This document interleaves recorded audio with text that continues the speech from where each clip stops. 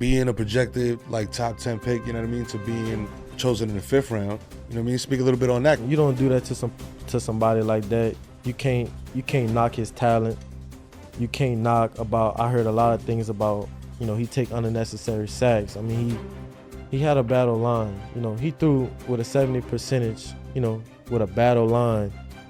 Talk about his escape in the pocket. You can pull up plenty clips of him escaping 3 to 4 tackles, throwing it down the field. Yep. Most of his receivers had over 7 to 8 touchdowns. He played with Travis Hunter. He won the Belinicall. Some things you just can't knock. Like, come on, bro. Like, we gotta stop making feelings with how people play linger. Like, yeah, he might have some things that he might say on camera, off the field. Whatever was dealing with that don't have to do with how he plays football. We here for one thing, and that's to play football. Everybody got different personalities. You never gonna meet somebody that got the same personality anywhere. Like, you can't mix that. We all made different. So for them to judge him on just the things that he say or how he carry himself, bro, how he carry himself is all about how his dad raised him and designed. And they know Deion. We all know Deion, bro. Come on, now. We all know Deion. They was just doing that just to, you know, to show how they bigger than what he wanted to stand for. And I understand that, but you don't do that. You don't do that. Like, not to a kid like that been working their whole life, been told that Deion's kids was never gonna be as good as him, and he plays quarterback. Deion played corner, so Deion not really teaching them about quarterback. He plays a different position. Yep. So for them to do that, bro, I lost a little bit of respect for it, because, you know, just what, you know, the black youth stand for right now. You know, we trying to make it a big thing, especially to be a black quarterback. Yep. And to try to take that, you know, bigger than what it is. Like, nowadays, you know, in my division, we got 4 black quarterbacks. It's never been done. Yep. We got a lot of black quarterbacks who win Super Bowls right now. It's never been done. So that's the next generation, and I kind of feel bad for how that happened to him, because he really played his ass off. And he took it from a different level. He went to Jackson State, and then he did what he did at Jackson State, bought that program, brought a lot of people to Jackson State that never knew about Jackson State, about football. Put them on the map. Changed a lot of family lives. Then went to Colorado, where nobody was even looking at Colorado like that, and having all these people look at them play and do what he did, and then do him like that. Like, come on, bro. Y'all know y'all win sports. This boy was the talk of the top 2 quarterbacks in his class. There's no way in hell he gonna fit around. This is a part of the game that's whack. We're always talking about the dark side of sports. This is an attack at Prime, in a sense. Like, but it's an attack on a black family, like, in a black man who raised his young men to be men. You get what I'm saying? Prime ain't do nothing wrong. You don't hear nothing bad about Shedeur. None of them boys, all the girls. Like, you don't hear nothing bad about them. They straight. They do what they do. They handle their business. They take care of business. This is a family business over here.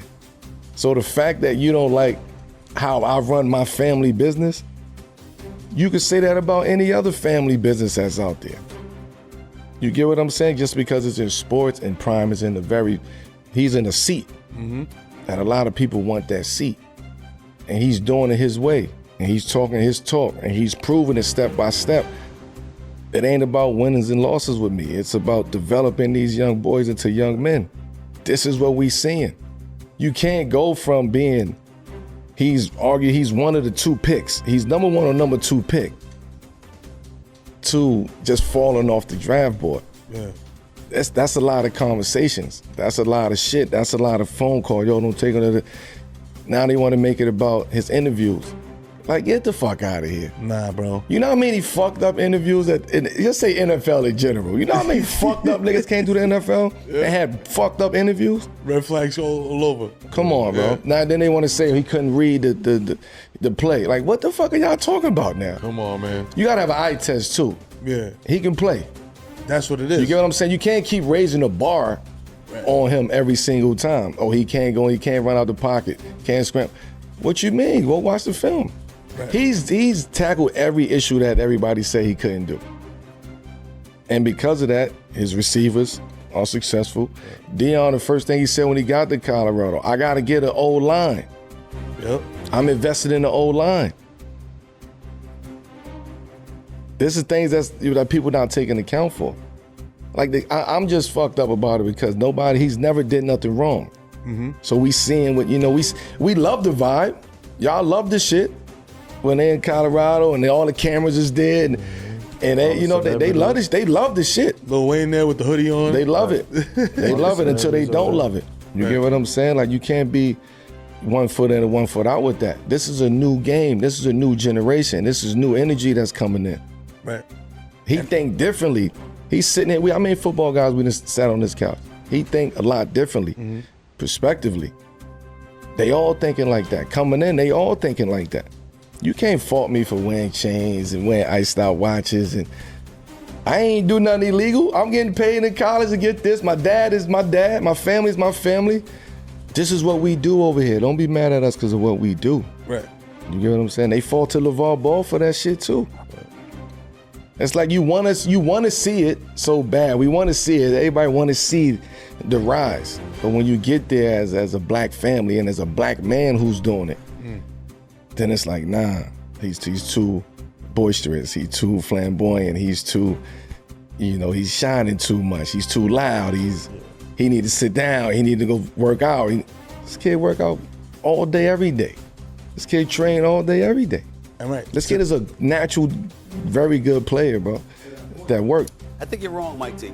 I think you're wrong, and I think somebody like you will understand and appreciate where I'm coming from when I say this. I don't think the day one starter or the week one starter for the NFL season for the Cleveland Browns, as it pertains to Shedeur Sanders specifically, is going to be determined by just his play. I think all the stuff that has been said, all the stuff that has been reported, as erroneous as it may be in the eyes of a lot of people, including myself, as cruel as it might be in the eyes of people like myself in terms of what happened to him, I think that you had people looking to give him a reality check. And now I think what you're going to do is see people wanting to test his emotional and mental resolve as it pertains to that. As of yesterday afternoon, he was en route to Cleveland from what I was told, in a pickup truck ready to put on his lunch, grab his lunch pail, put on his hard hat, get to work. That's what I was told in terms of yesterday about how he's looking at things right now. Anxious to go out there and show out. But you're hearing people out of Cleveland talk, Dom, about how Dillon Gabriel was their preferred quarterback, Big Ten Player of the Year, that kind of thing. They were saying that they looked at him. I don't know how, because he wasn't Shedeur Sanders, but nevertheless, they were looking at it. You look at Flacco, he's a fan favorite. They loved him in Cleveland. They never wanted him to leave after the job he did for them a couple of years ago when Deshaun Watson went down and he came in and did his thing, okay? And then you're looking at Kenny Pickett. Now, I know that Kenny Pickett's a former Steeler, then he went to Philadelphia, he's got a Super Bowl championship as a backup. We get all of that part. But in his last 17 starts, his record is like 13-4. And so when you